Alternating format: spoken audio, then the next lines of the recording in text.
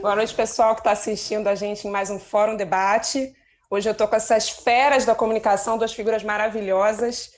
Ivana Bentes, que é professora, todo mundo já conhece bastante aí, né? Porque, enfim, é uma das figuras que mais sabe falar sobre fake news e sobre todo esse ambiente digital no Brasil. E agora é ex-diretora de comunicação da ECO, da UFRJ, da Escola de Comunicação, e agora sub-reitora, pró-reitora de extensão da UFRJ, né? Que foi uma vitória também belíssima para a universidade pública em geral. E o Beto Vasques, que é uma figura também importantíssima nesse cenário, um dos fundadores do Podemos, é analista de comunicação e vai também falar para a gente um pouco sobre essa experiência do Podemos e, enfim, vamos conversar sobre esse ambiente da comunicação, da cultura digital que a gente tem no Brasil e também o caso da Espanha, enfim, no mundo. Bom, pessoal, primeiro, Ivana, estou sentindo muita falta da praia, né? Imagino que você está... Meu Deus do céu. Como é que você está aí nessa quarentena? Do lado e não poder ir. Essa... Perdemos o mundo exterior, é uma experiência terrível, mas enfim, estamos aqui isolados. Espero voltar, nem que seja virtualmente, vindo por drone. De vez em quando eu saio em Copacabana, olho ali, quando eu vou ao supermercado e volto, mas tem sido bem difícil, mas enfim. Mas vai passar, né? E Beto, como é que tá? Você acabou ficando preso no Brasil, né? O Beto que mora na Espanha, mas acabou ficando por aqui porque veio antes. Fala aí pra gente, Beto, como é que foi a tua situação nessa quarentena? Esse processo eu já estava começando a ir e vir com uma certa frequência. Eu tinha estado em fevereiro, voltei, vim em março e agora fico por aqui por um longo período, porque com essa proibição de voos, com essas dificuldades, o governo espanhol já está criando também quarentena para a volta, para em caso de volta. Quer dizer, nesse momento, voltar é querer se botar no matadouro, né? Se botar numa situação complicada. E como tenho conversado, tenho colaborado com muita gente para ajudar nesse processo de comunicação digital esse ano, a gente tem campanha, então esse ano pelo menos eu fico por aqui.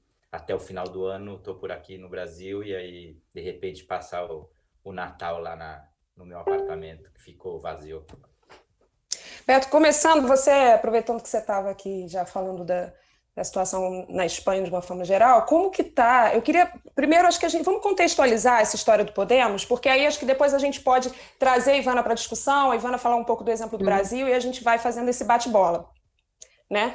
Bom, o movimento Indignados na Espanha, que acho que é o que deu, né? Acho que foi o que trouxe toda essa discussão e toda a capacidade do Podemos de se transformar no que se transformou.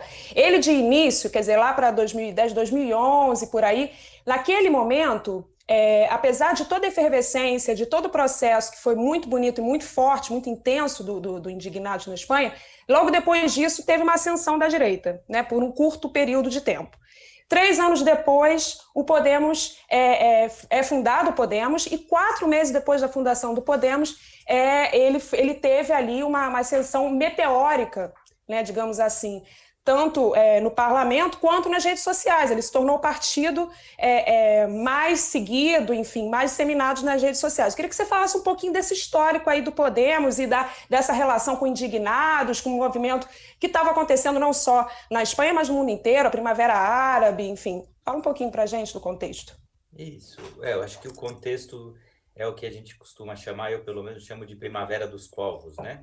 Esse processo que as multidões vão às ruas, começa no mundo árabe, atravessa o Mediterrâneo, vai à Espanha com o movimento dos indignados, cruza o Atlântico pelo Occupy Wall Street, tanto no Occupy no Reino Unido, depois o Occupy Wall Street nos Estados Unidos, até descer no junho de 2013 no Brasil, que é quando eu digo que está em disputa e essa primavera começa a virar outono, né? Começa como pinta de primavera, mas termina com cara de outono. Porque são movimentos amplos, ambíguos, ambivalentes, difusos e em disputa, né? Então, o pessoal fala, não, porque houve instrumentalização de não sei o quê. Sempre há interesses por detrás de todos os movimentos, assim como dizem, não, por trás do Podemos e dos indignados tinham os iranianos e Venezuela e Coreia do Norte.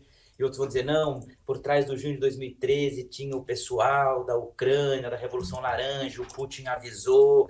Assim, eu acho que tinham, obviamente, forças obscuras, sempre existem interesses múltiplos, mas o espaço político está em disputa, né? A gente tem que se perguntar por que em alguns casos decanta numa direção, em outros casos em outro.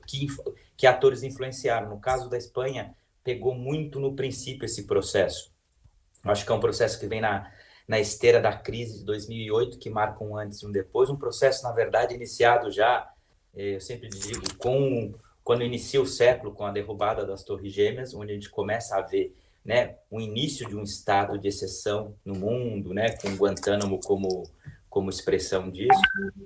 E nesse processo, com a Primavera Árabe, o que a gente vê acontecer é um processo de mobilização popular com 3 variáveis principais. Primeiro, pedir mais democracia e serviços sociais para as classes médias empobrecidas e para as capas populares.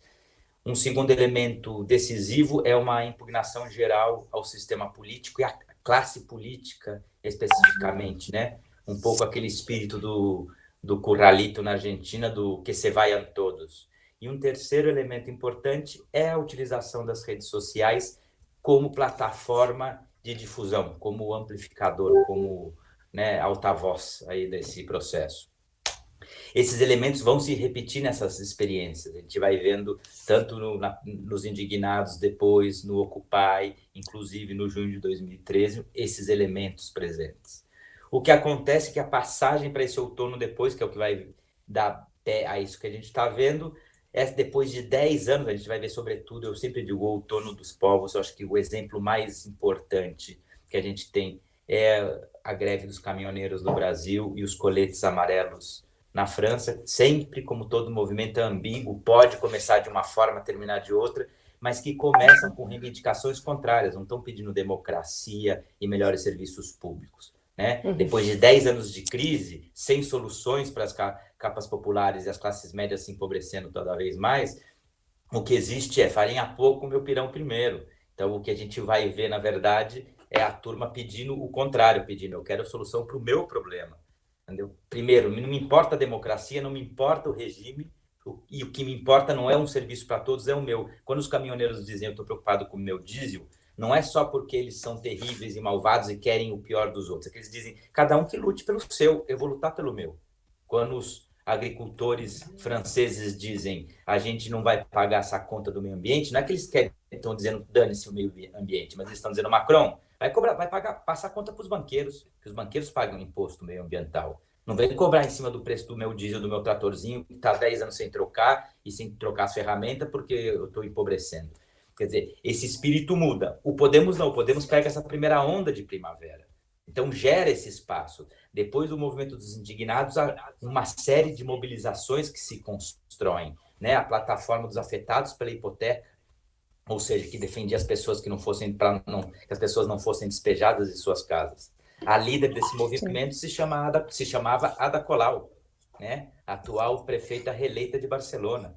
O número 2 dessa plataforma, o advogado da plataforma, é o Rafa Mayoral, um dos líderes do Podemos hoje. Tinha a maré, que a gente falava, a maré branca do sistema de saúde, a maré verde dos professores, a maré granate dos estudantes que tiveram que sair do país, porque o desemprego chegou em 2011, 2012, em 50% o desemprego juvenil. Então, dessa efervescência, como a gente sempre diz, em política não existe espaço vazio, mas parecia haver um espaço vazio não canalizado enquanto alternativa institucional, né, que pudesse representar essa energia social despertada pelos indignados. O Podemos nasce daí, lançando mão desses 3 elementos que eu disse, né? Primeiro, uma defesa profunda da democracia, né? Inclusive nos processos. O Podemos tinha todos os processos democráticos, tem que escolher todos os cargos que saem para uma eleição do Podemos, ou todos os cargos que saem dentro do partido para eleger o secretário-geral, a direção, tudo com votação direta. Né? Todas aquelas questões vinculadas a serviços sociais são as bandeiras do Podemos, quando ele diz, nós não somos de esquerda nem de direita, nós somos de baixo contra os de cima. Por quê? Porque eles dizem que quando uma pessoa é despejada da sua casa, A gente não pergunta em quem ela votou, se ela votou no PP ou no PSOE, se ela votou no PT ou no PSDB. Ela foi despejada igual quando ela não tem uma vaga no hospital e assim por diante. Então, articulava esse discurso que representava essa preferência e o fortalecimento dos serviços sociais, do estado do bem-estar e a democracia, por um lado, defendia fortemente, por outro, uma impugnação a essa classe política, que o Podemos cunhou o termo casta, são a casta, que incomodou muito o establishment, mas representava esse 15M que gritava nas ruas, PPSOE, la misma mierda es, ou seja, PP e PSOE são a mesma merda. Quer dizer, era um dos cantos que mais se gritava nas praças da Espanha do movimento dos indignados, e por isso mostrando-se diferente, sendo um partido austero, onde o Podemos não tinha eleição, tinha mandatos fixos, sem poder reeleições infinitas, então ninguém pode ter mais que 2 mandatos, ou um terceiro se aprovado em Assembleia, pela Assembleia Geral, um terceiro mandato como máximo, depois tem que ir para casa tocar a vida com a sua profissão, limite de 3 salários mínimos de salário, só podia viajar de avião de classe econômica, uma série de medidas que era aquilo que a casta era identificada, né? E, por último, um partido que nasce digital, que entendeu que a forma de comunicar e dialogar com a sociedade era digital. Então, é um partido que já nasce completamente digital. Depois a gente conversa um pouco os detalhes. Ivana, desculpa. Não, já emendar, mas é porque eu acho que eu queria fazer um paralelo que eu achei muito interessante, como ele colocou esse fio da história, que é um pouco partindo do Vem Pra Rua, lá de 2013, ao Fica em Casa, né, que é o momento que a gente está hoje, né, do Vem Pra Rua, Fica em Casa, mas eu queria pegar essa questão do 15M, porque ela foi muito forte no Brasil. Foi um momento em relação à questão das mídias e ao uso da comunicação. Então, assim, o 15M foi o primeiro impacto, eu acho, global, da gente ver uma insurgência sendo construída em tempo real, né? As acampadas. Eu me lembro que eu era refém da tela do computador, né? Porque era um movimento tão envolvente e você acompanhava a construção na Porta do Sol, você acompanhava as acampadas marcadas nos mapas, ou seja, você tinha essa experiência do contágio da informação, que hoje a gente tem pelo vírus, do coronavírus, né? Mas era uma comunicação contagiante que se espraiava e você ia vendo crescer e teu entusiasmo crescia. O streaming, né, o uso do streaming, do ao vivo, então era extraordinário. Quando as assembleias começavam, eu participava das assembleias do 15M, a gente se sentia dentro da assembleia, né? Então, era o making off da revolução, né? Era a feitura da revolução, era a possibilidade de você participar do acontecimento enquanto ele acontecia. Então, eu queria partir daí, porque eu acho que isso foi inspirador para várias outras questões, inclusive para chegar a esse partido mídia, digamos, o Redes, que é melhor, que é o Podemos. No Brasil, obviamente, a gente vai ter 2013, que vai ser um momento incrível, né, que você colocou, de disputa, mas de explosão dessas experiências de comunicação.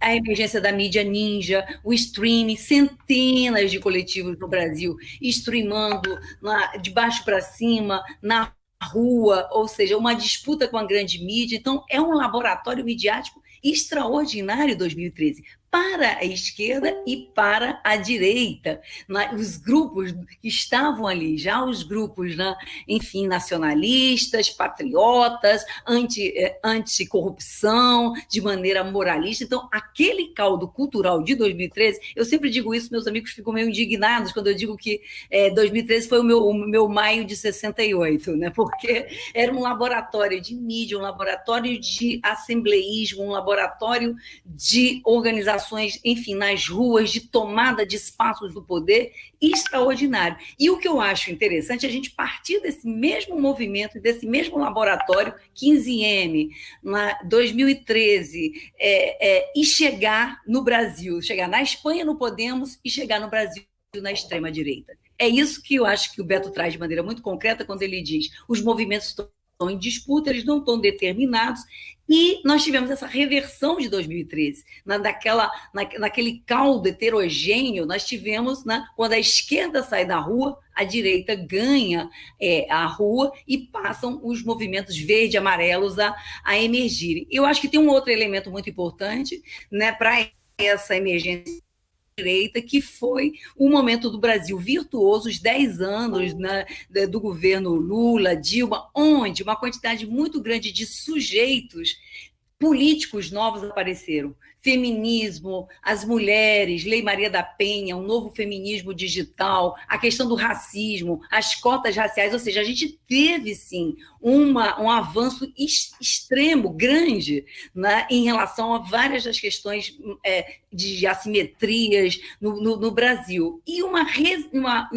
reação muito forte, a partir também de 2013, dessa emergência, digamos, o Brasil virou de ponta cabeça e a gente teve, sim, essa reação conservadora, essa reação de extrema-direita contra o politicamente correto, racista, sexista, enfim, esse caldo que deu na eleição do Bolsonaro também, né, a partir bem mais depois, esses fenômenos da comunicação ligado à memética, ligado às fake news, ou seja, toda a linguagem da esquerda, do ninja, do ao vivo, das redes sociais pautando a informação e dessa disputa, foram apropriados e foram trabalhados de maneira muito eficaz pelo MBL. Né? O MBL é o movimento Brasil Livre, é meio espelho da mídia ninja do campo conservador, que também elegeu elegeu deputados, chegou no parlamento e que usava a linguagem do humor, do escracho e dessa memética, essa linguagem do streaming também para disputar o discurso. Então, enfim, eu só queria chamar um pouco a atenção para a questão mídia, a comunicação, porque eu acho que a gente viu ali nascer tanto o Partido Rede, que é o Podemos, quanto o governo pelas fake news, que é hoje o governo Bolsonaro. Né? E depois, né, ao uso dessa memética, a distorção dos fatos, a construção dos perfis falsos, os robôs, agora bem mais recentemente. Né? Então, é muito interessante que eu acho que a gente tem um caminho que ele vinha, digamos, globalmente, um rio, né, global, né, que vinha fazendo essa experimentação em esse laboratório, e ele se cinde à esquerda, para a extrema-direita, e essa cultura da internet ela é decisiva. E só para finalizar, para a gente fazer um bate-bola mais dinâmico, né, tem um livro incrível, hoje a gente discutiu nos nossos encontros aqui da pós-graduação, que é o livro da Angela Nagel, que é o Kill All Norms, né, Mate Todos os Normais, que ela mostra como 4chan, Tumblr, toda uma cultura da Deep Web, dessa internet que trabalha com, enfim, pornografia, violência no anonimato, produziu e trouxe um caldo dos Estados Unidos para a emergência dessa direita alternativa e digital, que é muito parecido com o que a gente está vendo hoje no Brasil. Então, assim, eu acho que esse é um quadro interessante para a gente dialogar como o mesmo processo de apropriação tecnológica, de invenção, de laboratório, ele vai bifurcar em dois extremos, eu diria. Podemos, e no Brasil, bom, eu ia fazer um trocadilho, mas não vou fazer. Podemos com PH. Podemos e o Podemos no Brasil. Pode ficar à vontade. Não, mas em relação, acho que para a gente pegar a parte que nos cabe nessa história, a gente sabe que tem todo um contexto no Brasil, que é um contexto de desgaste também, porque historicamente governos que ficam muito tempo no poder sofrem um desgaste natural. A gente teve uma crise muito recente também, que não só no Brasil, mas que pegou o mundo e que afetou o Brasil, e isso pegou, né, a parte do governo, no final do governo Dilma. Enfim, tem uma série de questões conjunturais. Mas em relação à parte que nos cabe nessa história, porque o Podemos, por exemplo, tem uma série de ações, o Tuerca, né, que é um projeto feito pelo Pablo. Eu queria que você falasse um pouquinho sobre isso e Ivana comentasse um pouco essa questão, porque o Pablo Iglesias falava muito dessa questão da participação social. E diferente do que aconteceu nos outros países, em que houve uma polarização maior, né, entre esquerda ou ultradireita e esquerda, a gente viu o caso da Espanha uma coisa completamente diferente, porque justamente como você colocou lá atrás, o Podemos não falava nem que era esquerda nem direita, né? Ele ficava meio que numa coisa que você não sabia exatamente o que era, e mesmo assim deu muito certo, e naturalmente a gente sabe que o Podemos ele é muito mais à esquerda, ele é um partido de esquerda, mas ele era uma figura um pouco híbrida, nesse sentido, naquele momento das eleições. O que faltou, talvez ainda falte, mas o que faltou naquele momento, para vocês dois, essa questão de uma estratégia de comunicação mais focada para o público em geral, para o senso comum, né? Porque talvez, eu não sei se vocês concordam ou não, mas talvez a esquerda, e eu vejo um pouco isso na esquerda brasileira, é muito academicista, tem uma verborragia muito acadêmica que talvez não chegue nessas pessoas. Então eu queria que vocês falassem um pouquinho sobre isso também. Como que a esquerda, como que esse projeto da esquerda, ou a falta de projeto da esquerda nessa parte de comunicação, afetou também o que a gente viveu no pós-2013. Legal. Eu acho que aí tem algumas coisas interessantes. A primeira, muito rapidamente, o Pablo Iglesias teve a percepção de que era importante dar essa batalha na comunicação muito antes, inclusive, dos indignados. Eu sempre conto para as pessoas essa conversa que eu tive com o Pablo, que me marcou, porque eu vinha do Brasil e de ver as experiências e a disputa para ver quem fazia a melhor política pública, né? E o PT que havia chegado ao governo dizendo o modo petista de governar, né? E ele chegava para mim e dizer, olha, Beto, não é o centro, se a gente quer discutir política hoje, gostando mais ou menos, a gente tem que se conformar que política hoje é comunicação. E isso em 2010, um ano antes dos indignados. E a comunicação é digital.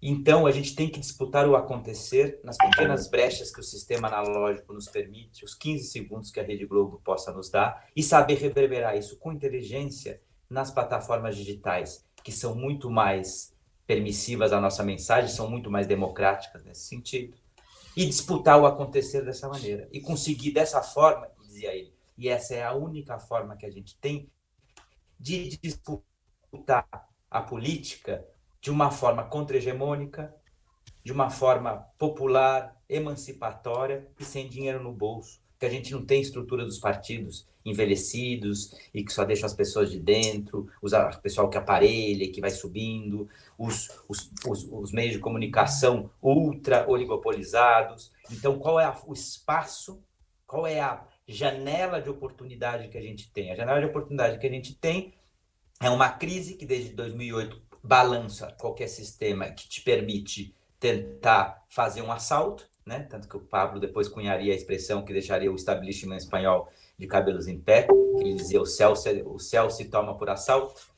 E por quê? Porque se abre essa janela de oportunidade com uma crise do regime espanhol de 78 e com o advento das plataformas digitais como uma nova esfera de relacionamento, de entretenimento, de comunicação, muito mais plural e democrática do que pode ser os meios analógicos, do que são os meios analógicos, inclusive até hoje. Então, soube isso.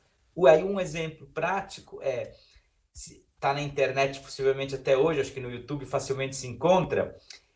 Quando a gente fala o 15M, só um detalhe, né, Ivana, porque acho que às vezes as pessoas não sabem, o 15M é como se chama o movimento dos indignados que ocuparam as praças na Espanha. A tradição espanhola de nomear os eventos pelo dia-chave, usando os dias e a letra primeira do mês. Como os indignados ocupam as praças pela primeira vez em 15 de maio, quando eles ocupam La Puerta del Sol, que é a praça principal da cidade de Madrid, então foi um 15 de maio, 15 e o M de maio, 15M. Então, no mundo inteiro é conhecido como movimento dos indignados, mas na Espanha eles falam o 15M. Uhum. Tá? No Brasil também se fala bastante. Então, o 15M, se a gente for ver no YouTube, tem imagens de 2010 do Pablo Iglesias como jornalista da Tuerca, que era o programa de televisão dele, entrevistando as pessoas na Porta do Sol. Porque esse jovem professor de ciência política, depois de terminar uma carreira exemplar, com o melhor expediente da geração dele, com 2 mestrados, doutorado, né, matrículas de honra, cum laude, etc, etc, etc, ele falou, como essa leitura que ele falava para mim em 2010, ele já tinha ela muito clara, depois de terminar o doutorado e começar a dar aula como professor na Universidade em Madrid, ele falou, eu vou estudar. E o que ele foi estudar? Ele foi fazer curso de teatro, por um lado, para ser ator, e foi fazer curso de direção de cinema e televisão, por outro, para entender como funciona um estúdio de televisão. Daí ele criou um grupo de teatro na universidade, chamado Antígona, criou uma matéria optativa na Faculdade de Políticas que chamava Cinema e Política, e criou um programa de televisão, uma televisão de bairro, por streaming, isso em 2010. Imaginem vocês a qualidade, falhava o tempo todo, depois demorava 2 dias para conseguir subir o programa no YouTube, não existia o WhatsApp, mas subir aquele vídeo no YouTube e depois divulgá-lo pelo Facebook, se tinham 800 pessoas que viam por streaming, depois de uma semana se tinha 5, 8, 10, 15 mil pessoas que estavam assistindo. E você conseguia alinhar mensagens-chave, começava a articular uma vanguarda digital, muito antes do próprio 15M. Tanto que é com isso que eu digo, no 15M o Pablo, ele que tinha sido um estudante, líder de associação estudantil, professor, né, que estava participando da política universitária, nesse momento, no 15M, ele não estava ali coordenando ou liderando, até porque era um movimento absolutamente horizontal, ele não estava como uma figura protagonista nas praças, ele já estava como jornalista, ele já estava como alguém que estava gravando e retratando aquilo para a sociedade, que estava refletindo. Eu queria só trazer uma questão que, claro, a gente vai falar mais de comunicação e da articulação da comunicação, mas é importante lembrar que o Podemos tem uma base, né? Os círculos, né, os encontros territoriais de bairro, que é uma novidade na política, que se discutiu muito em 2013, né, que era essa possibilidade de você pensar os territórios, né, bairros, temas, questões, os círculos, né, laranja, amarelo, os círculos temáticos, ou seja, é uma estrutura hiperlocal e hiperterritorializada e uma capa de comunicação, né, que virtualiza o território. Né? Eu acho que isso tem essa experiência, né, enfim, do Podemos, né, que tem a ver com algumas experiências interessantes, contemporâneas, né, desse partido rede, desse partido que é territorial e que é digital.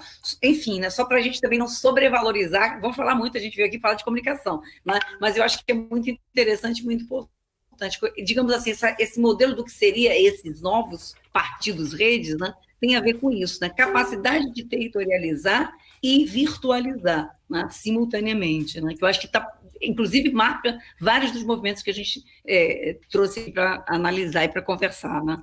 Como a gente diz, um pé na rua, um pé na rede. A rua e a rede, eu acho que essa é uma questão. E eu queria também dar um exemplo, quando você trouxe a questão do Pablo Iglesias, que ele vai procurar comunicação, teatro, etc. Tal.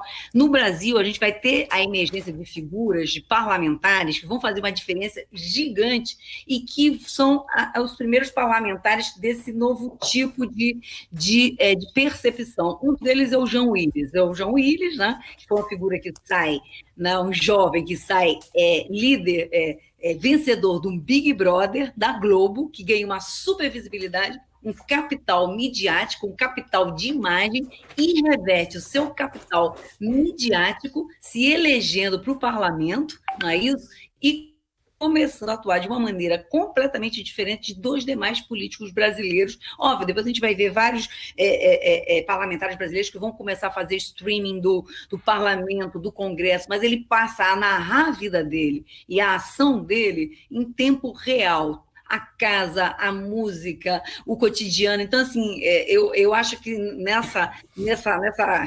nesse diálogo aqui que a gente está fazendo, a figura do Jean, quando ele aparece, ele é um dos primeiros parlamentares brasileiros a ter uma presença virtual constante e a dialogar com o seu eleitor. Então, ele briga, ele dialoga, ele responde nas redes sociais, no Twitter, no Facebook, ou seja, criando um tipo de relação que me parece muito interessante e que depois se generalizou. Então, assim, eu acho muito importante chamar a atenção, porque são figuras que vão trabalhar com a comunicação e com a mídia, mas numa linha oposta de uma figura como o Trump ou mesmo como o Bolsonaro, né? Que já vão governar por fake news, já vão ter um tipo de persona, enfim, bem diferente, né, nessa gerência de mídia, né, mas que também vão usar o Twitter, que também vão usar de novo, para a gente vem para a direita e para os conservadores, usando também essa governança pela mídia como uma nova forma de governo. Hoje no Brasil, acho que a gente tem um governo midiático por fake news também, né? Queria só fazer uma observação. E esse exemplo que é interessante que você fala do Jean, porque ele foi um precursor de uma forma de fazer política. talvez no mundo. Eu acho absolutamente genial o que ele fez do ponto de vista da comunicação política. Ele é o primeiro grande expoente da política reality show. Ele entendeu isso. Não só porque ele venceu, porque a vitória dele no reality show do Big Brother Brasil foi a plataforma de lançamento da campanha dele. Quer dizer, aqui, ele usou essa estratégia para se lançar também como figura política. Quer dizer, foi entender, e o Pablo Iglesias foi o primeiro a entender isso na Espanha.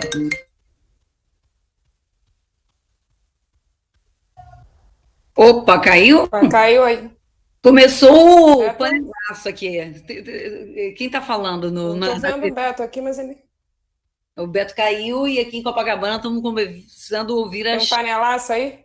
Está começando gritos e sussurros aqui. Na hora do Jornal Nacional, geralmente um pouquinho depois, tem uma disputa aqui na nossa janela, bolsonarista e petista e anti-Bolsonaro, que é incrível, né? A vizinhança. É incrível. Na Copacabana é uma boa parte bolsonarista, né? Para ter panelaço é porque a gente está vendo que a coisa vai crescendo, né? Você está escutando panelaço na Zona Sul do Rio de Janeiro? Não sei se tem em outros lugares. Cadê o Beto? Voltou? Beto, você está aí? Eu estou vendo o Beto, mas eu não estou te ouvindo, Beto. Acho que ele está sem som. Você está sem som aí. Não, tá com...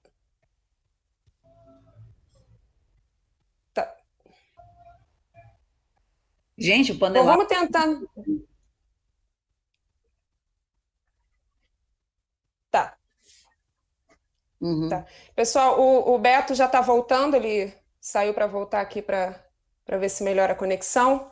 Ivana, enquanto isso, essa questão que a gente estava falando sobre o papel da esquerda, né, desses setores que emergiram de 2013, mas esse papel que eu te digo da esquerda em relação a talvez não conseguir, eu não sei se consegue fazer uma comunicação em massa, como, por exemplo, os influenciadores da direita, né? Os youtubers, que hoje a gente tem grande massa da direita, a gente tem uma parte hoje crescendo e aparecendo na esquerda, mas ainda assim é um ambiente da direita. Eles conseguiram consolidar né, um espaço de participação. Por que você acha que é isso? Eu acho que tem uma questão decisiva, que é a disputa do campo do comportamento. Porque quando a gente vai encontrar os youtubers mais conservadores, eles estão falando de cinema, eles estão falando de comportamento cotidiano, eles estão falando de todos os campos da vida. Então, eu acho que esse entendimento que a disputa política não se dá só no campo da política institucional, ou panfletária, ou por manifesto, mas é na roupa, é no corpo. Por isso, a meu ver, hoje, os novos sujeitos do discurso político, os novos movimentos de esquerda que podem vir emergir ao Brasil, eles estão ligados ao campo do comportamento e da cultura. Né? É o Afrobafo, né, de Salvador, festas maravilhosas com jovens negros que usam a moda como plataforma política, que usam a música, que usam a maquiagem, as festas aqui, quando tínhamos aglomeração, no mundo pré-pandemia, a gente estava vendo isso crescer de uma maneira incrível, ou seja, eles disputam o comportamento de juventude, e eles disputam o comportamento libertário, e eles disputam os valores do campo progressista e de esquerda de uma maneira completamente desarrumada nesse sentido. Né? E aí eles disputam o mainstream, eles disputam a cultura mainstream, a cultura de massa, eles disputam o pop. Né? Então, me parece que assim, né, essa perspectiva ela é decisiva para a gente pensar na emergência de movimentos novos, sujeitos políticos novos, formas partidárias novas, né, que partem do corpo, do comportamento. A gente estava falando, Beto, né, a Ingrid me perguntou do limite dos discursos partidários e de esquerda com a emergência desses youtubers, dos influenciadores que são conservadores. O que eu estava colocando, eu acho que é decisivo a gente discutir hoje no Brasil, é a disputa no campo do comportamento. Moda, música. É decisivo para a gente ter uma outra visão de política. Né? Então, sair do discurso panfletário para disputar o comportamento. E aí os youtubers, só para finalizar, de direita, eles falam de tudo, de cinema, da vida, do terraplanismo, de tudo. Né? Para mim, isso é o novo partido político. Os novos movimentos vão surgir dessas articulações. E a gente tem coisas lindas no Brasil nesse sentido. né? E vocês estão me É. escutando? Estamos. A gente não está te vendo, Não, mas está te escutando. eu não posso estar mais de acordo. Eu, com o que a Ivana acabou de comentar, eu sempre digo que eu acho que a hipótese mais apropriada e simpática que o Pablo Iglesias criou para definir o que né, ele chamou de hipóteses Podemos, uma vez em um seminário de filosofia, quando ele foi chamado para falar, quando o Podemos tinha algo mais que um ano de vida, ele falou: o segredo do Podemos é porque o Podemos é profundamente democrático, que dialoga com esses espaços dessas novas gerações que dizem: não vem mais me castrar, eu quero poder participar e eu quero atuar, porque as redes digitais são isso. Quer dizer, eu não sou mais ser passivo, eu sou ativo no processo de comunicação. Então, na minha vida, eu quero tomar, né, aquele lema do Brexit, que era fabuloso, né? Tome o controle de volta de sua vida. E isso é o que essa geração traz. Eu tenho o controle da minha vida, então eu quero poder decidir. Onde eu não decido, eu estou fora. Então, isso seria uma raiz. E a outra, que é o que a Ivana está comentando, que ele dizia, o Podemos é profundamente democrático e sexy. E eu acho que essa é a questão que a gente tem que entender de uma vez por todas. E que parte da esquerda tem muita dificuldade, eu entendo por trajetórias, chega a se sentir constrangida muitas vezes, mas se a gente não for sexy, a gente não vai conseguir disputar a política como ela é feita hoje em dia. E Beto, traduzindo, o que é ser sexy? É a Isso. construção de desejo, você desejar a transformação, você desejar a justiça, você desejar, né, esses outros mundos. Eu acho que, enfim, que foi um mote de quê? De maio de 68, a Revolução do Desejo, né? Uma transformação do desejo. E mais, quer dizer, aquilo que o Pablo dizia, ele falava, os jornalistas acompanham o Podemos e brigam com seus editores para ser eles quem possam ir acompanhar a caravana do Podemos e não a do PSOE. Porque todo mundo quer estar lá, porque é legal estar lá, porque é interessante, porque é vivo, porque é dinâmico, porque é vibrante. E quem soube ocupar esse espaço do sexy no Brasil foi a ultradireita com muita inteligência.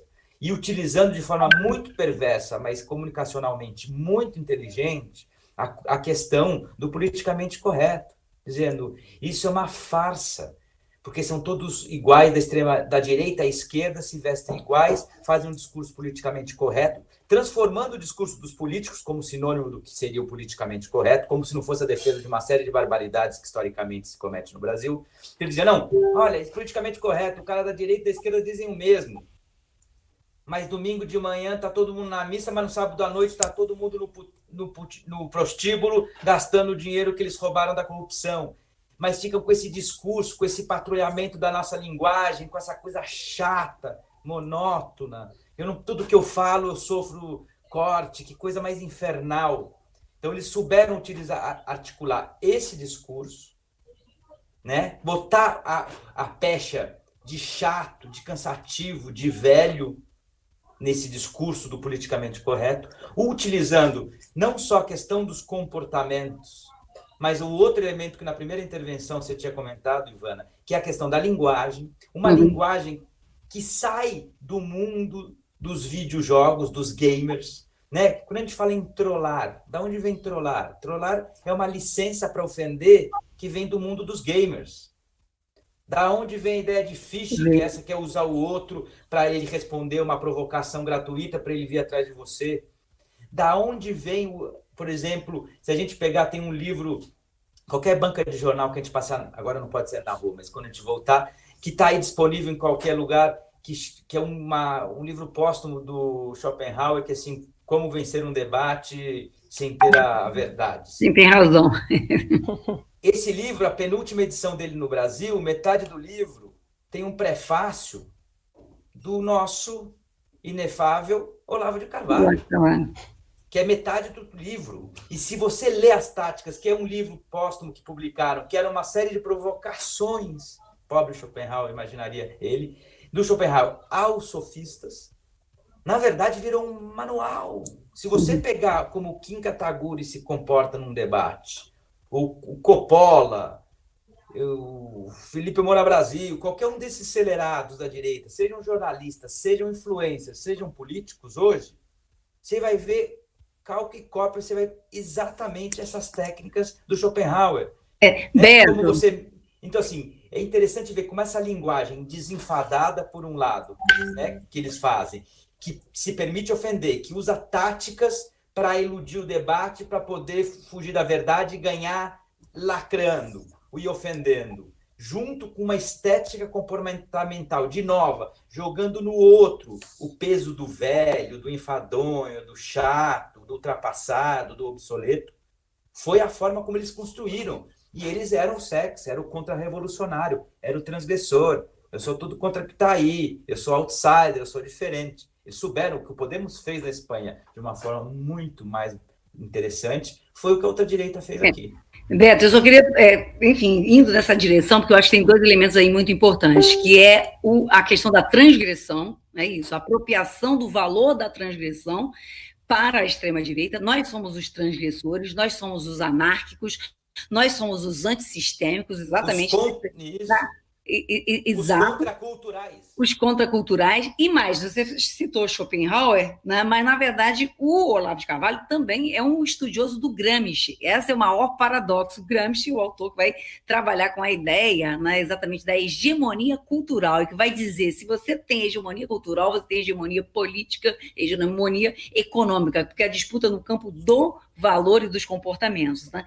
Então, daí é toda a base das guerras culturais nos Estados Unidos, né, onde a questão do comportamento do valor, elas vão ser decisivas para essa conquista, na transgressora da cultura, né, onde você vai poder vocalizar, né, exatamente todos esses tipos de valores mais terríveis, né, o assujeitamento da mulher, né, os privilégios, de uma maneira, enfim, afirmativa e sem vergonha. Né? E aí, nesse jeito novo de fazer política, esse tripé, esse comportamento transgressor contracultural, essa linguagem desenfadada, né, direta, franca, sem mimimi, e nesse formato reality show, quer dizer, esse tripé que construiu, né, esse processo desse bolsonarismo, com o Bolsonaro como a figura sexy que vai e diz as coisas de verdade,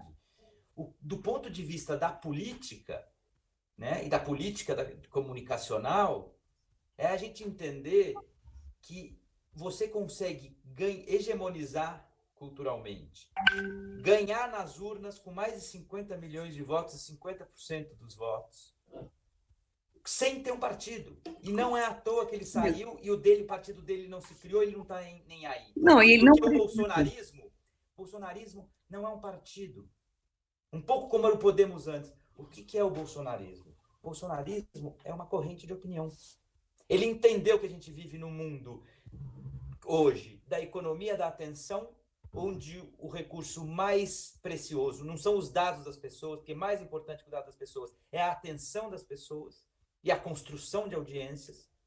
Então ele se comporta como uma corrente de opinião contracultural, transgressora, sexy. E mais, usando a linguagem do meme, né? Usando a linguagem da redução, usando a linguagem memética. Eu sempre digo, nós elegemos um presidente memético, né? Ele é caricatural no seu próprio comportamento, né?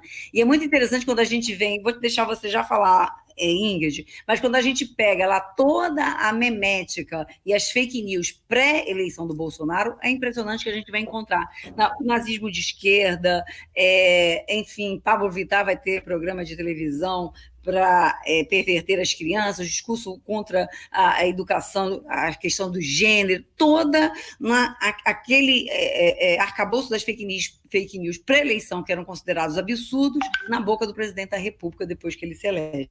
Então, assim, é um arco completo, né, dessa governança pela fake news, né, pela memética e por esse comportamento transgressor de extrema-direita. Fala, Ingrid. Não, então, pegando esse gancho do que vocês estavam falando, o Castells é um que fala bem sobre essa questão que as pessoas não funcionam pela razão, elas funcionam pela emoção.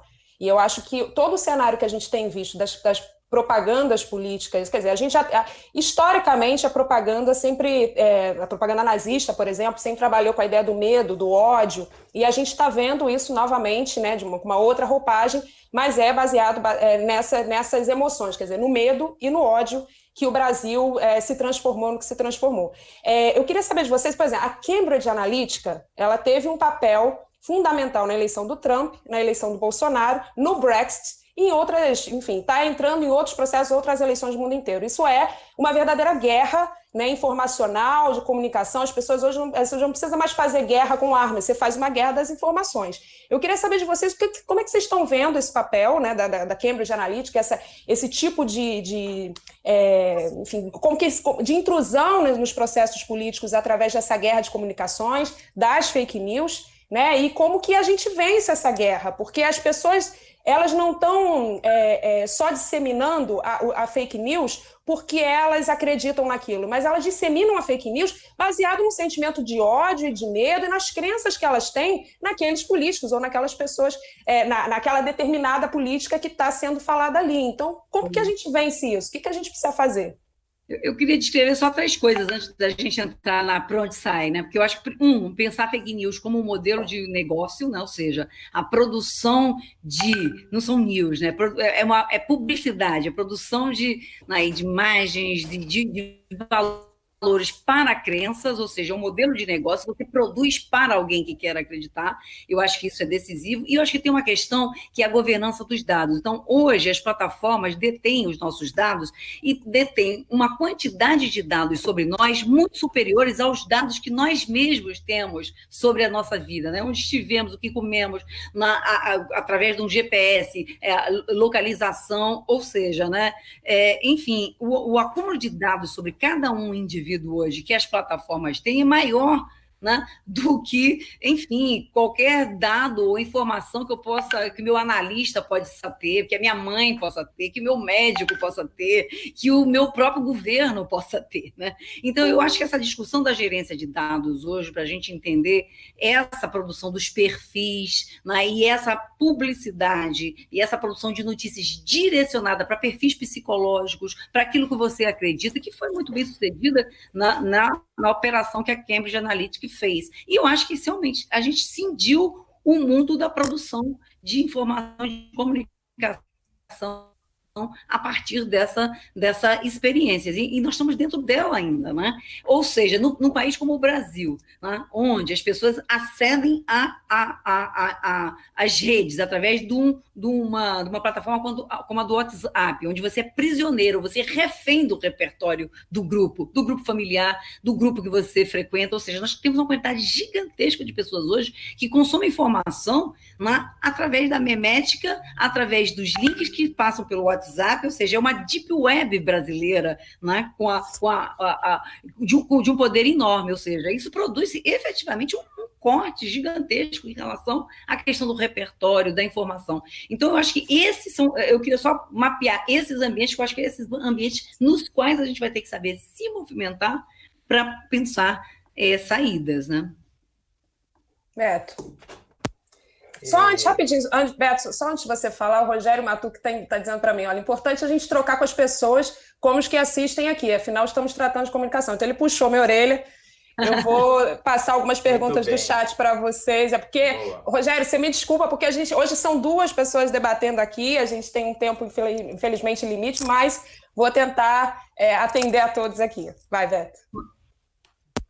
Então, rapidamente, na verdade você fez três perguntas, né? Ou uma colocação em 2 perguntas. Eu vou responder as 2 primeiras, a terceira do que fazer, a gente vai adiante. Primeiro, entender a Cambridge e a questão das emoções. A questão das emoções é exatamente isso.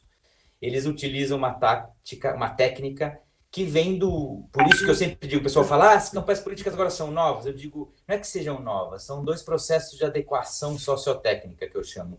Um é de fazer a campanha política antes, que era a rua e analógico, e também para o digital. E esse, mais ou menos, a gente vai fazer, é questão de mudar o formato, a plataforma e aprender. Mas a que está por detrás a partir do momento que você faz esse processo de adequação sociotécnica, vem um segundo.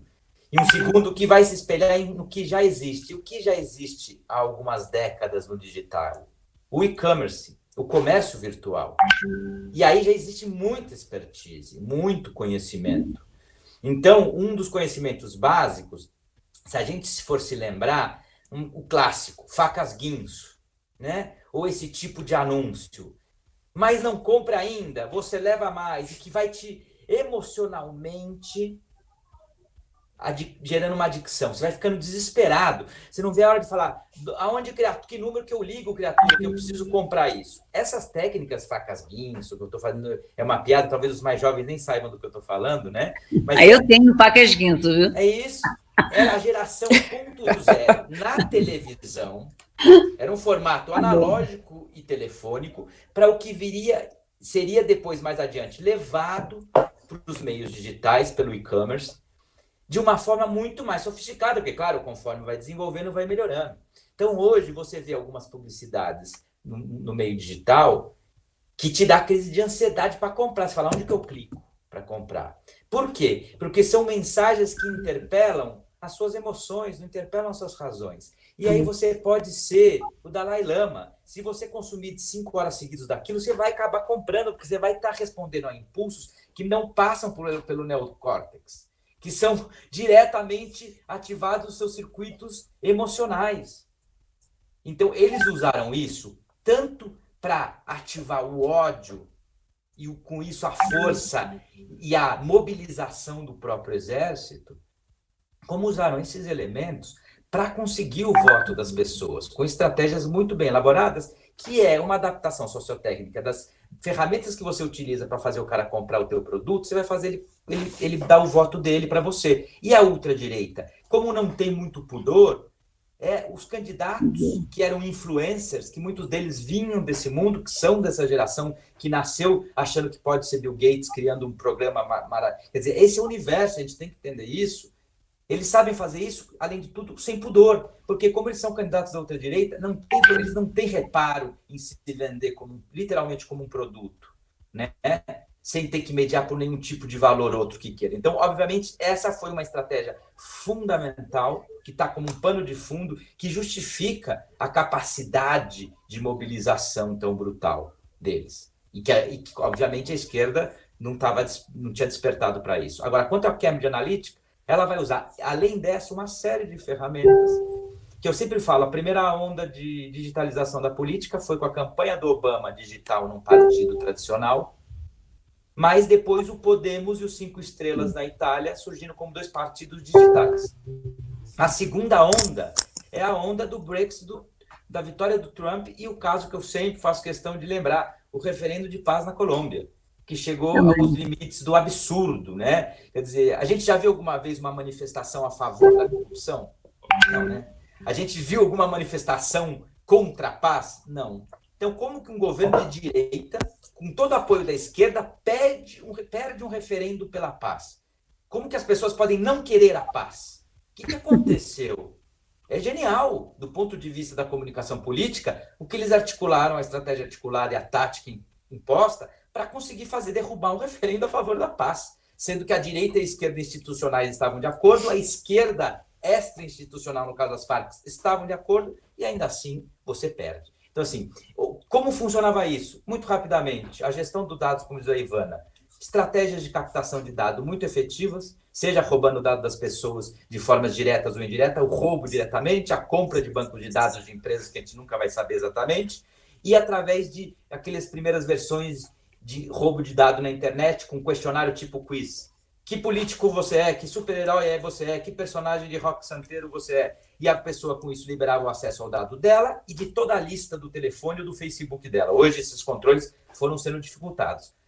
Pegavam esses dados, organizavam em bancos de dados ultra sofisticados e eram esses dados colocados em algoritmos sofisticadíssimos. O sócio do Steve Bannon, o Robert Mercer, foi o cara que inventou a inteligência artificial nos anos 60 na IBM e era dono de um fundo de investimento que era o mais rentável do mundo pelos algoritmos que ele usava para predizer o futuro dos mercados. Foi possivelmente, sim, existem provas disso, mas ele fez uma adaptação disso para as predições políticas. Esses testes quiz, além disso, pegaram os perfis psicométricos dessas pessoas, com experimentos professores do departamento de psicometria da Universidade de Cambridge, por isso que a Cambridge Analytica depois vai se chamar Cambridge Analytica.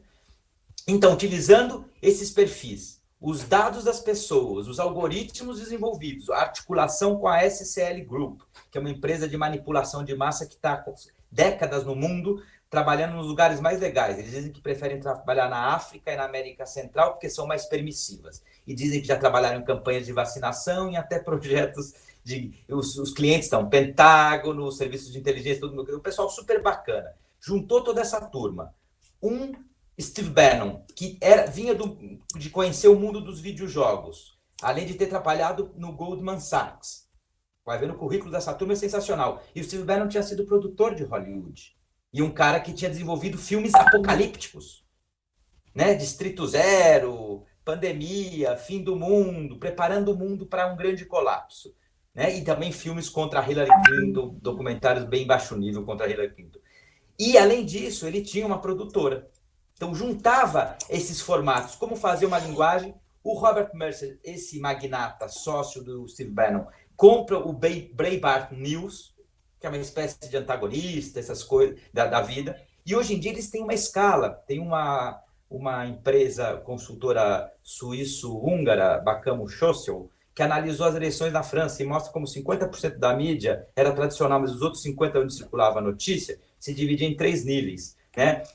A mídia, um primeiro nível de mídia independente, que são os jornalistas que criam seus blogs, etc., e que costumam alimentar e se alimentar a mídia tradicional, e se alimentar da mídia tradicional e alimentar ela, faz um circuito, e depois outros 2 níveis, que é o da mídia que eles dizem alternativa, que é a lama, que é a fake news, é o Jornal da Cidade aqui no Brasil, aquele que já só textos apócrifos, né, sem referências, com teorias conspiranoicas mais diversas, e a Reframe Media, que é uma intermediária que é a que reproduz isso, mas ao mesmo tempo também reproduz 10% do conteúdo da mídia alternativa, para ficar uma coisa, da mídia independente, para ficar algo mais ou menos imparcial. Então, põe uma notícia mais ou menos séria e 9 lamas. Essa Reframe, quer dizer, o próprio antagonista era isso. Com o tempo ele foi tentando melhorar, né? E agora está se descolando disso, mas jogando esse papel intermediário. Isso está muito categorizado.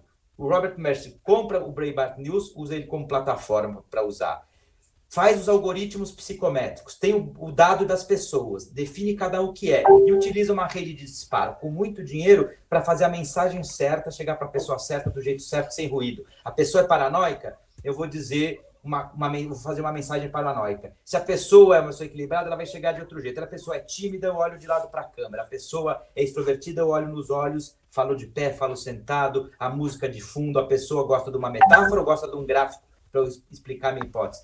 E esse tipo de detalhamento para defender uma mesma ideia, mas em formatos distintos para diminuir o ruído e conseguir o voto. De formas ocultas, usando os dark posts no Facebook e redes de WhatsApp. Nos Estados Unidos, mais o dark post do Facebook e no Brasil, as redes do WhatsApp. Quer dizer, é todo um entramado tecnológico, muito bem engraxado. E depois com os robôs, né, que é uma coisa que foi surgindo mais ainda. E no caso brasileiro, depois, que seria a terceira onda, é quando junta toda essa maquinaria que ficou na mão do Carluxo, que é a comunicação digital, e é quando essa comunicação digital se encontra com a comunicação espiritual. Tanto que Steve Bannon e companhia vão olhar para o Brasil e dizer, opa, é isso que a gente tem que conseguir levar para outros lugares. Porque quando a gente junta o digital com o comunicacional, a gente consegue implantar o nosso projeto. Né?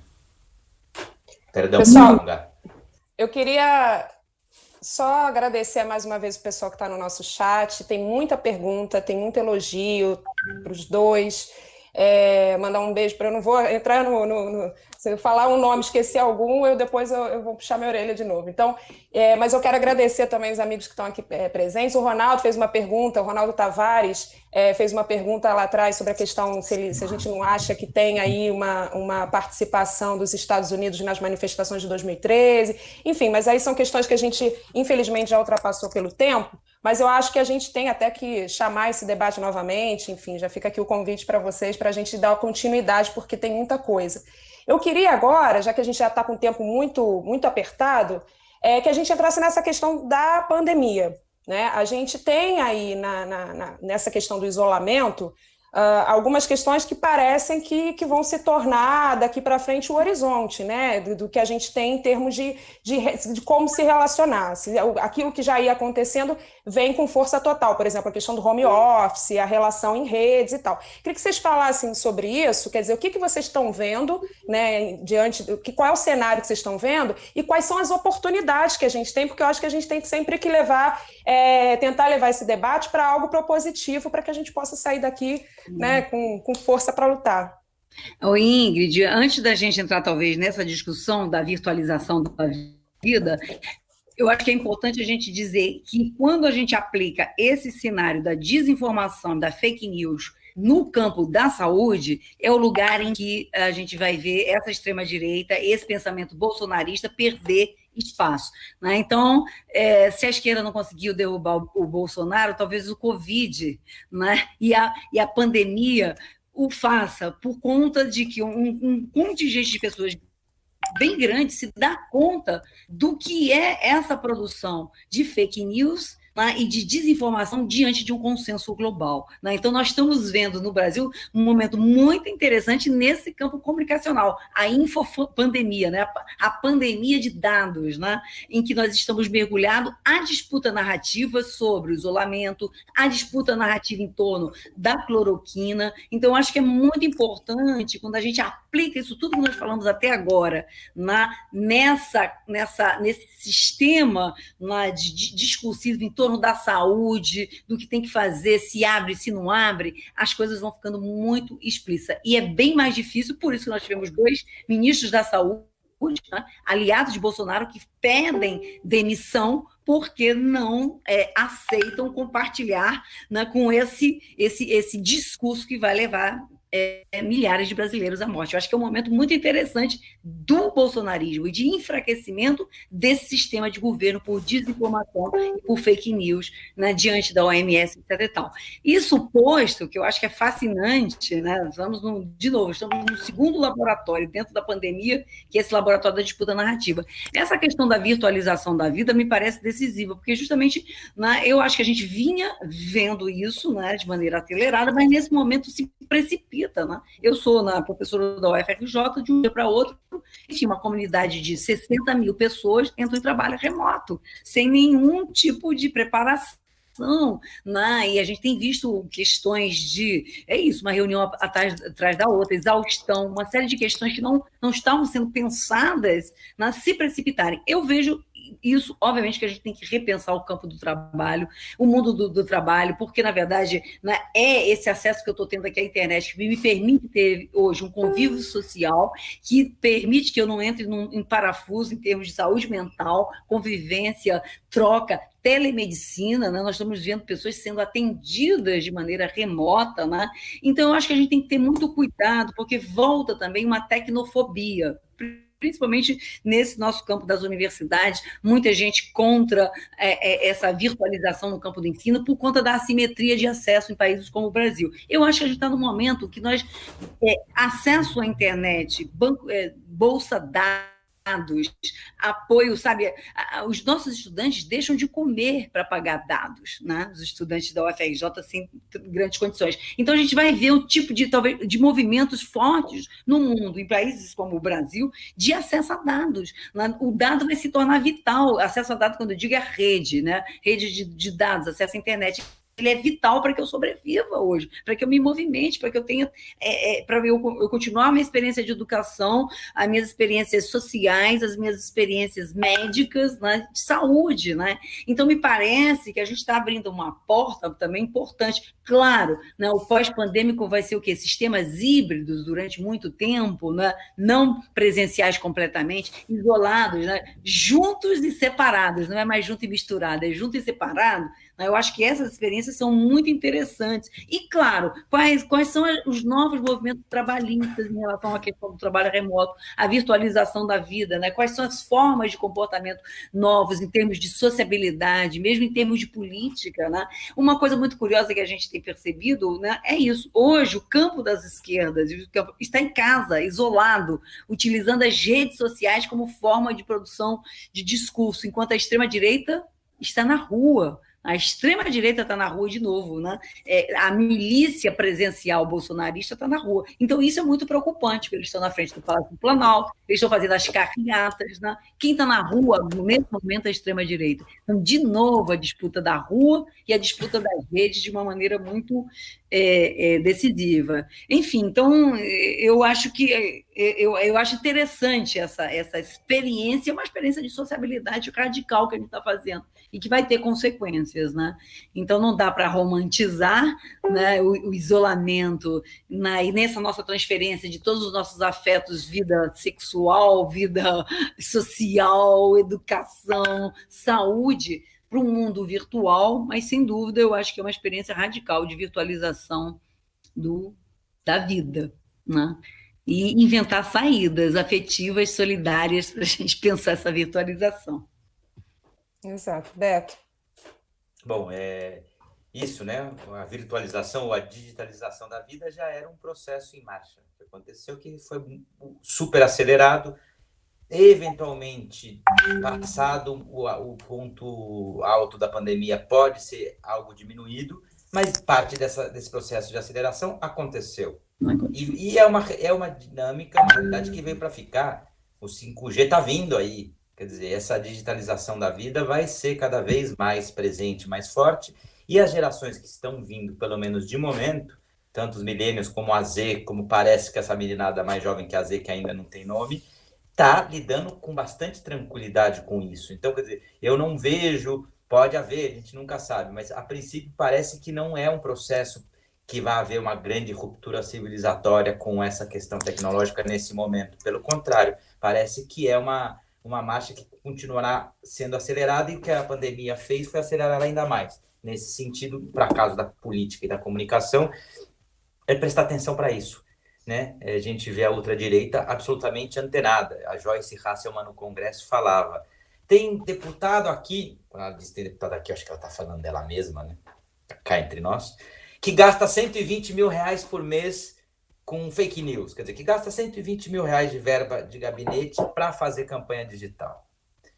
A gente, nossos candidatos, eu escuto candidatos da esquerda dizendo, não, eu quero santinho, eu quero horário na televisão, quero...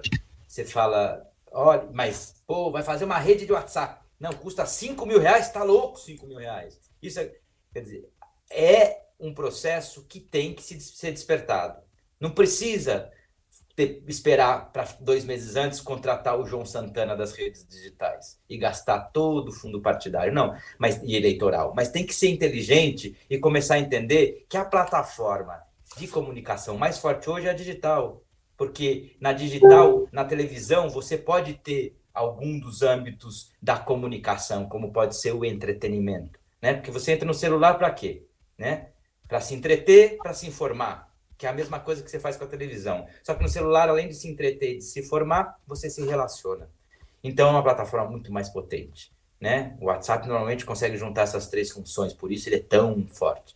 Então, se é uma plataforma tão forte que hoje, cada vez mais, ou a gente entende isso e investe nisso, ou então os gabinetes dos deputados da ultradireita vão continuar gastando 120 mil por mês, enquanto a esquerda fica lançando ciclo de nota de repúdio para cada barbaridade de cada dia que o Bolsonaro faz. Notas de repúdio que ninguém lê, e quando termina o ciclo de notas de repúdio, ele já está na bobagem seguinte. E mordendo a isca, né? Sendo fisgado permanentemente. E quanto à pandemia, é o que a gente estava discutindo. Eu acho que a pandemia, e aí a mensagem otimista, Ingrid, eu estou muito otimista, porque eu acho que a pandemia, na linha um pouco do que a Ivana falou, ela abre uma oportunidade histórica. É a oportunidade de que esse outono vire uma primavera sem ter um inverno muito longo. O inverno não vai ser tão longo, parece. Por quê? Porque com esse discurso antidemocrático e antivacina no meio de uma pandemia, você, do cara descolado e transgressor, no caso você, Bolsonaro, ele começa a virar o tiozão da suquita. Demodê, lunático, babaca, obsoleto. Então, assim, e a prova disso é que se a gente pegar as últimas pesquisas das últimas semanas, por faixa etária, Tá indo. o pior percentual do Bolsonaro é entre a molecada de 16 a 24 anos, que é sempre da onde partem as revoluções contraculturais, da onde nascem os movimentos transgressores. Essa galera que até 2 anos atrás achava o Bolsonaro o máximo, porque ele era o cara que transgredia com um sistema de normas que parecia chato, agora esse cara muito rapidamente ficou velho, cheira a mofo. Ele virou o tiozão da Suquita, ele virou um puta babaca. Pô, o que esse cara tá aí defendendo pra ir na rua, com a galera morrendo? O cara não se ligou no rolê? A molecada tá falando. Puta cara nada a ver, entendeu? Puta velho babão. E aí, o que ele tinha de capital, de ser o cara, o descolado, tá derretendo numa velocidade muito rápida. Só pegando um ganchinho nisso que você está falando, Beto, desculpa te cortar. O Rogério tinha feito uma pergunta lá atrás, mas eu acho que o momento certo para te fazer essa pergunta é agora. Ele perguntou sobre a questão da Internacional Progressista, que é uma iniciativa do Bernie Sanders, com uma série de outras pessoas incríveis, Naomi Klein, Chomsky e tal. Aí você falou disso, eu vou fazer um comparativo aí do que a gente tem do Bolsonaro, do velhaco e tal, e o que o Bernie Sanders representa, e o que você acha que pode surgir aí dessa iniciativa, que inclusive o Haddad está fazendo parte também. Isso. Então é isso, eu acho que esse espaço do sexo está vago. De novo, em política as coisas não costumam ficar vazias por muito tempo. Então, é um espaço para ser ocupado, é ser inteligente o suficiente para poder dizer, olha, é babaca ser e velho agora, é você ser contra a ciência, é ser contra a democracia, é de falar para a galera ir na rua para se matar, é dizer que é contra a vacina, isso aí não tem nada a ver. Mas o que tem a ver? Qual que é o legal? Esse espaço, eu acho que essa é a oportunidade que o espírito, que essa pandemia está dando para a gente, que a gente tem que saber ocupar. É a Internacional Progressista, o espaço, como dizem os espanhóis, ojalá. Eu acho que ela começou, sendo muito sincero, ela começou um pouquinho vacilante, né? Eu pergunto, cadê o Podemos? Cadê a França insubmissa? Né? Cadê o bloco de esquerda? Por que será que eles não estão? Será que foi um lançamento um pouco atabalhoado, que já teve um primeiro encontro? Não foram chamados? E, gente, vamos pensar na linguagem também. Aí, né? Eu acho que tem... Na linguagem, né, Beto, também. Uma internacional é foda. Eu acho que, de novo, a questão da linguagem, a gente vai continuar falando com a linguagem do século XX, da Revolução Russa. E aí eu acho que é legal, eu acho que é importante gerar espaço, e o que eu sempre venho defendendo. Se tem uma forma de combater a pandemia da pós-verdade, o vírus do fake news, como é o nome do nosso programa hoje, só tem duas formas. Primeiro, com muita regulação, e é um debate dificilíssimo para a gente não ferir as liberdades individuais, mas a gente precisa revisitar essa discussão da Lei Geral de Proteção de Dados, os setores progressistas, com muito cuidado, e do Marco Civil da Internet, ver a questão do anonimato, até onde não cortar a liberdade do anonimato para que as pessoas possam publicar coisas sem serem perseguidas depois, mas sem abrir o terreno para que esse exército de robôs e de odientos possam se multiplicar. Então é um debate que a gente tem que enfrentar, difícil pra caramba, mas temos que enfrentar, e ver as formas inteligentes de organização e regulação para coibir esse tipo, e as plataformas, até onde elas têm ou não responsabilidade. O Marco Civil, a gente foi, acho que, bastante generosa com elas, e a gente tem que ser, pelo menos, cuidadosos nas formas como elas gerenciam isso, porque elas, para ganhar dinheiro, fecharam os olhos para uma série de barbaridades que qualquer um pode enxergar. Né? A gente vê aí esses robôs, como outro dia o Bolsonaro saiu com a letra errada. Na Espanha, 4 dias antes tinha acontecido exatamente a mesma coisa. Então, isso é uma questão. E a outra questão que eu defendo para combater isso é uma articulação internacional progressista para o tema da comunicação digital. Se pudesse articular um tema e uma agenda, e isso é a minha briga, e eu tenho falado, e às vezes me sinto um pouco bobo, mas eu vou morrer pregando. Eu acho que todas as esquerdas e todos os setores progressistas internacionais e nacionais aqui dentro, né? O PCdoB, o PT, o PSOL, tem que conversar. Tem gente muito boa em todos eles, muitas vezes minorias isoladas dentro dos partidos, pensando esses temas. Tem que articular todo mundo, temos que trocar experiência. Temos que trocar experiência nesse campo. Beto, porque na verdade... O Steve Bannon criou o tal de The Movement, que é o think tank dele. Claro que não é homogêneo, mas ele criou um espaço de troca de experiência, tecnologia e informação. A gente precisa discutir isso. Esse espaço é importante. O Bernie Sanders é um ator fundamental. Eu acho igual ou mais importante que ele é a própria Alexandra Ocasio-Cortez, que é o que vem, que é onde tem que estar as fichas, que é a cara, né, essa cara Marielle da política norte-americana, né, jovem, negra, latina, mulher, né, corajosa, ousada. Esse espaço tem que ser criado. Agora, tem que ser um espaço criado com inteligência, com articulação. Isso não é uma coisa simples de fazer, tem que ser escrupuloso, cuidadoso. Como uma iniciativa dessa, sem bloco de esquerda, sem Frama, sem Submissa e sem Podemos, alguma coisa eu acho que está falhando. Eu só queria comentar sobre a questão especificamente dessa, da linguagem, né? E voltar à questão do desejo, né? Porque todas essas questões que nós colocamos aqui, inclusive do uso da extrema-direita, dos conservadores, dessas tecnologias, precisam ser feitas pela esquerda. Eu digo assim, os bots, não vamos criminalizar os bots, nós não podemos ter bots que vão disseminar os conteúdos dos direitos humanos, cidadãos, ou seja, o problema não é a inteligência artificial, o problema não são os bots, o problema não é essa produção automatizada de notícias, mas os valores que trazem junto com elas, né? Ou seja, a gente vai deixar esse campo para ser disputado pelos conservadores, pela extrema-direita. Então, de novo, essa tecnofobia, esse lugar, uma esquerda eu digo uma esquerda analógica, que se coloca sempre reativa a qualquer experiência de virtualização na universidade.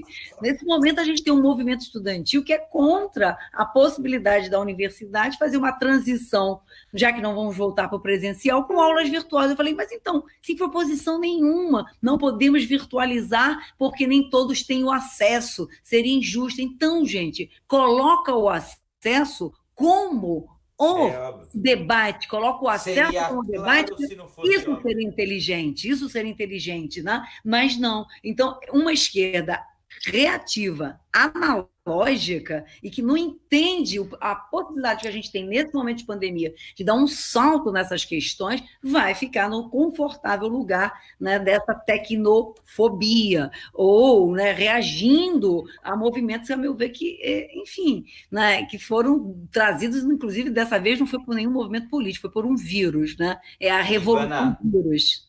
Vai continuar no 7-1 todo dia. Vai ficar perdendo de lavada digital.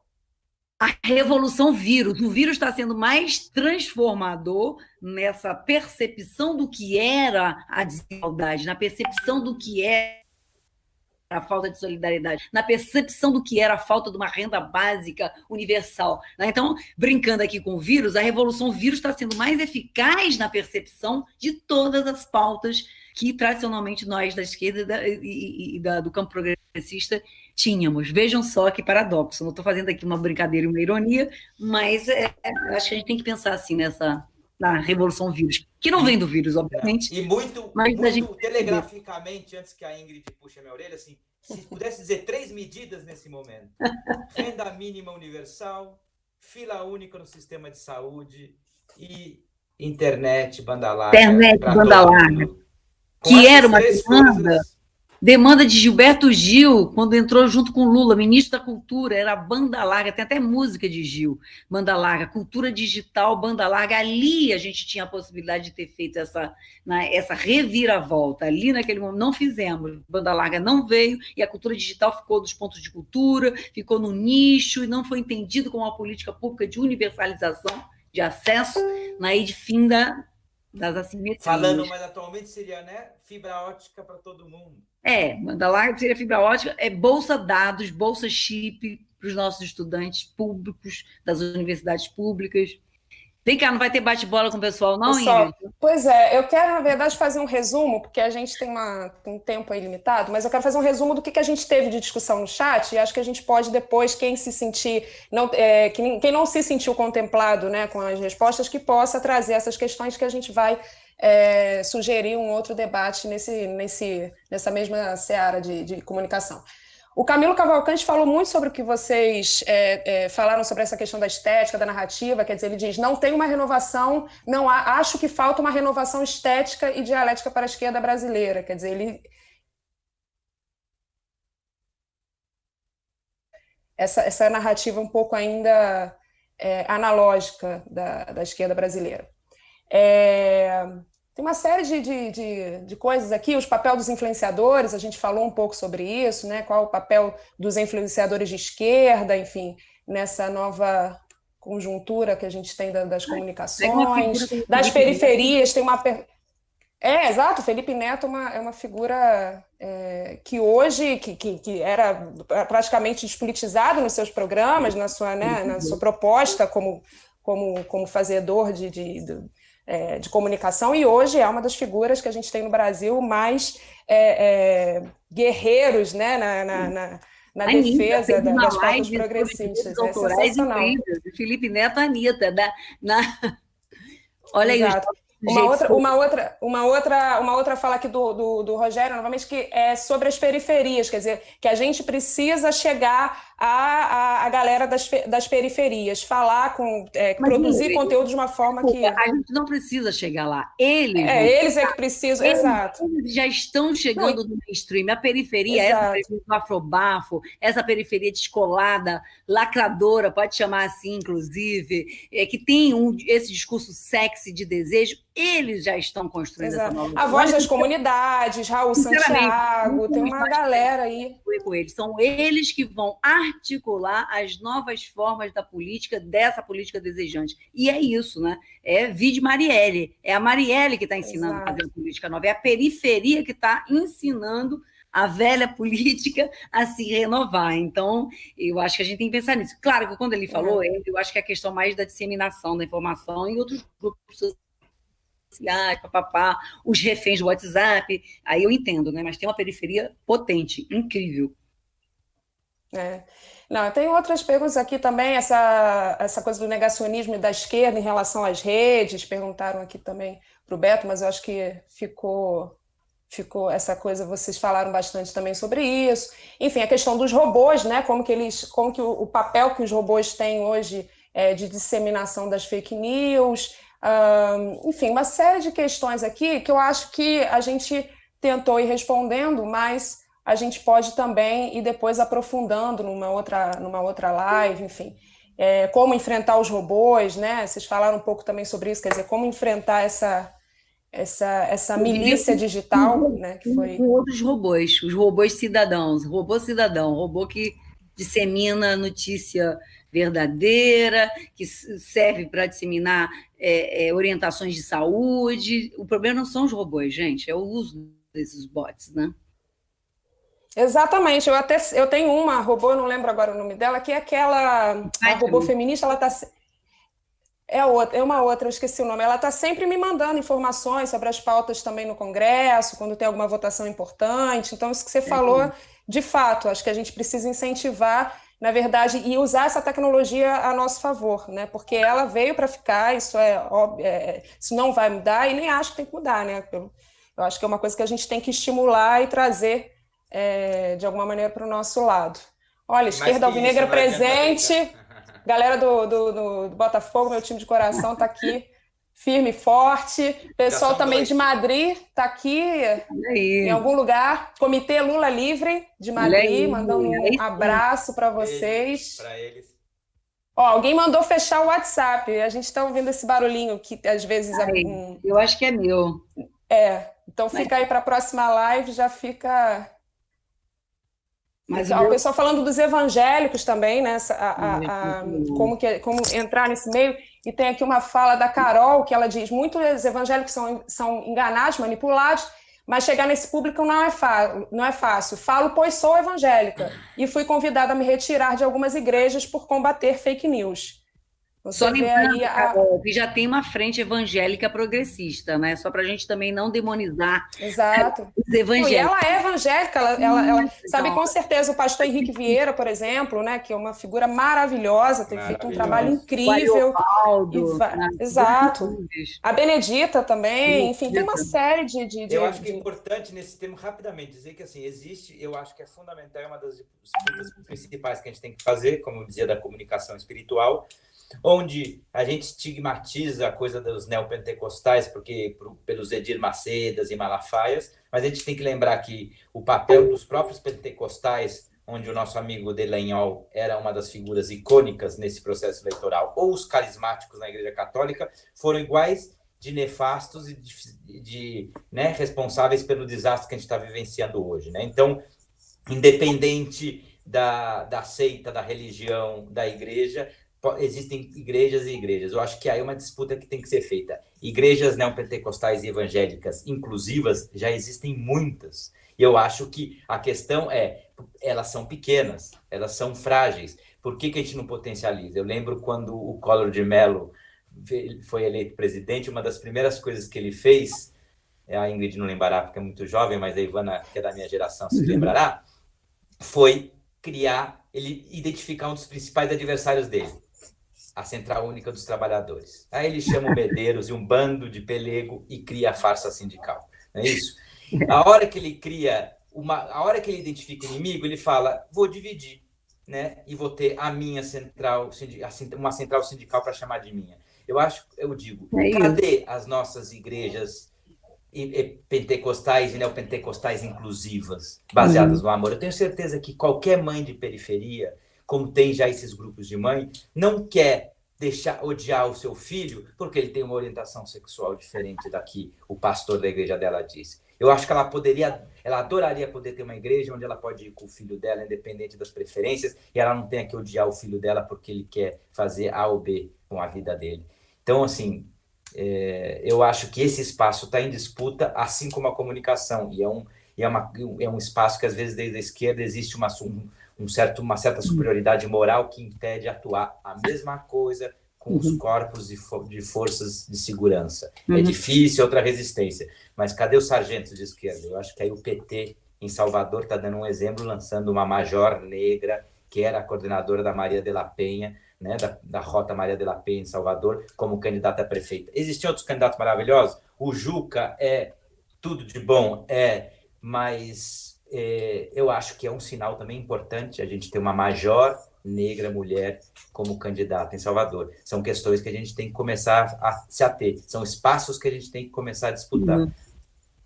E essa mesma base evangélica hoje, que pode se articular a movimentos progressistas, etc. e tal, se a gente olhar historicamente no Brasil, não haveria Partido dos Trabalhadores sem a teologia da libertação. Foi uma base incrível de um catolicismo libertário, de um catolicismo voltado para a pobreza, que foi a base do Partido dos Trabalhadores. Só para a gente entender como essa relação espiritualidade política ela é decisiva, né? E não dá para subestimar, né? Exato. Pessoal, tem várias outras questões, o pessoal falando aqui também, vamos fazer as True News, acho que foi a Fabi que falou, se eles fazem as fake news, vamos fazer as True News, a gente não pode agir como eles, e enfim, acho que isso é um consenso já na esquerda, inclusive existem hoje alguns instrumentos importantes, né, de checagem de dados, enfim, que isso possa também continuar crescendo esse movimento pela checagem dos dados, apesar de que a gente sabe que não é só isso, porque, como a gente falou aqui, tem uma coisa muito da disseminação, tem uma coisa muito relacionada também àquilo que se acredita, né? Não somente as pessoas não têm essa preocupação em checar, é muito mais voltado para uma questão de torcida, né? Enfim, virou uma briga de torcida, infelizmente. É que como está no emocional, como você falou a princípio, aí as pessoas elas primeiro decidem, depois elas racionalizam a opção emocional. Então, não existe preocupação com o fato. Não. E esse é o papel, quando eu digo regular, mas também apoiar, incentivar e dar todo suporte para as agências de checagem, que teriam que ter um papel central nesse debate, central. Mas você sabe que tem uma pesquisa que diz que mesmo quando as pessoas sabem que é falso e se está de acordo com a sua crença e se vai ajudar naquilo que ela acha que tem que ser feito, ela passa adiante. Então, neste momento, que eu chamo de... a crença, a crença das pessoas em saber, olha, você acreditar que você é superior, você é branco, você é superior a uma pessoa negra, isso produz morte, isso produz violência, ou seja, quando você entende que a tua crença produz injustiça e assimetria, é muito mais interessante do que o verdadeiro e o falso, entendeu? A questão da crença, a meu ver, hoje, é muito mais importante do que dizer ser falso ou verdadeiro. Claro, né, a gente vai, é uma discussão longa, não vamos entrar nela, difícil, mas pergunta para alguém, né? Sua crença produz morte? Exato. Ivana, aproveita, faz as tuas considerações finais. A gente vai se caminhando São aqui para... muitas, né? Eu acho que a gente está num momento, assim, sempre terrível e fascinante, principalmente nesse campo da comunicação, nessa experiência que a gente está vivendo, que é aflitiva, né? Enfim, fim da espécie, né? Hoje eu acabei de ler, enfim, todo dia a gente tem a gente também é surpreendido e se abala emocionalmente com tudo que está acontecendo. A gente não está num momento fácil, né? Mas eu acho que é um momento de clarividência, de lucidez do que realmente importa, né? Muito interessante, né? Então, como eu falei, brinquei com a Revolução Vírus, vou acabar com ela, né? Nesse sentido, óbvio, não é o vírus que vai produzir a revolução ou a transformação, somos nós, né? Mas como uma doença implacável, né? Faz ver e faz emergir todas as assimetrias, todas as questões que realmente, né, importam. Então, é uma plataforma que emergiu. Claro, será que, né, eu também não quero voltar à normalidade, no sentido de vamos voltar para o mundo que estava aí, mas, enfim, né, a gente tem que ter isso no horizonte. Pode ser que daqui em pouco tempo a gente possa esquecer esse momento de clarividência e de lucidez. Então, como manter, né, esse momento tão incrível de percepção dessas coisas todas vivo? Né? Eu acho que isso já é uma plataforma política nesse sentido, né? Tudo que nós estamos vivendo nesse momento. Que partidos, que sujeitos vão conseguir articular? Eu vejo novos sujeitos aparecendo, as enfermeiras, sujeitos políticos, né? As enfermeiras, o pessoal que trabalha com saúde, eles estão se organizando. É uma categoria de sujeito político nova que aparece. Os entregadores, né, de comida, os entregadores, os uberizados, é uma categoria nova de trabalhadores. Eu sempre me pergunto, né, já há algum tempo, desde o tempo que a gente dialogava muito com o PT, quem são os novos trabalhadores de um novo partido desse trabalho uberizado, remoto, que precisa de seguridade, de renda mínima universal, que precisa de direito, né? Então, vejam só, vai se configurando um outro mundo, né? No seio desse velho, né? Disso que a gente está vendo. Então, acho que essa percepção que tem que estar mais agudizada, aguda, e a gente podia falar sobre isso, voltar com todos esses temas que são fascinantes, terrível e fascinante o momento que a gente vive. Beto.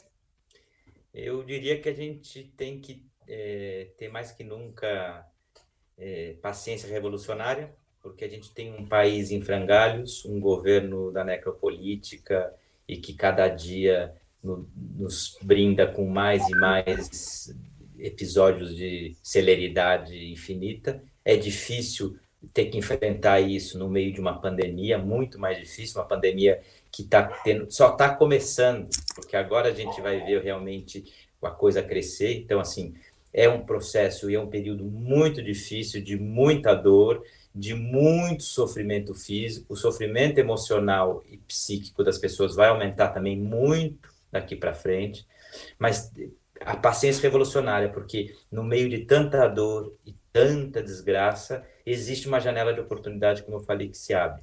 Que a gente tenha serenidade, né, e responsabilidade histórica para aproveitar esse momento, porque é tanta dor e tanta desgraça que, quem sabe, com essa oportunidade a gente possa também reverter e fazer, como diz o Lula aí, as flores do jardim voltarem a florir. Muito mais rápido, talvez, do que a gente possa imaginar.